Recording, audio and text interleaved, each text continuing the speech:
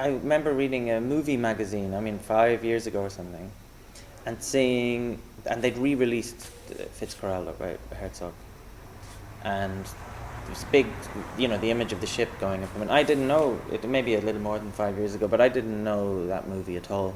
There's something so powerful about it. And the metaphor, again, it comes back to this metaphor, and we use metaphors all the time. And when we talk about music, we can't do but talk in metaphors about music. Werner Herzog released diaries that he wrote during the making of that movie. Amazonian jungle, everything's going wrong, everybody's going a bit crazy, but in those diaries it got the most incredible, vivid descriptions of tiny things in nature, little animals, insects, in a very brutal way. And the idea is that nature is not a kind of beautiful and benevolent force. It's disgusting and chaotic and oppressive and destructive.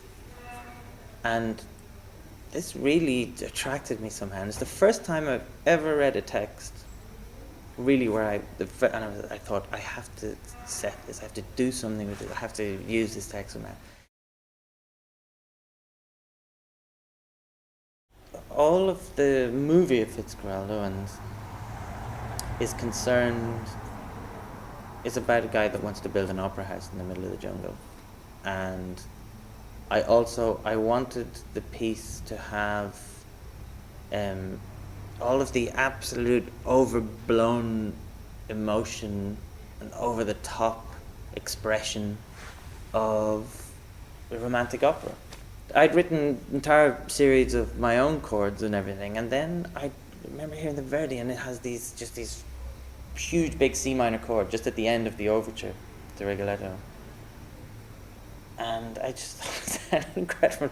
And it was so perfect, this C minor chord, because the more it comes back, but it's affected by the change of because the glissando starts so low, and all the double basses and cello and the contrabassoon and low percussion, everything is kind of gradual. So actually, the lowest C of that chord becomes unstable, and actually kind of sucks all the rest of the music up with it. So, and again, that's a very literal, and I know it's completely literal, musical transcription of that metaphor.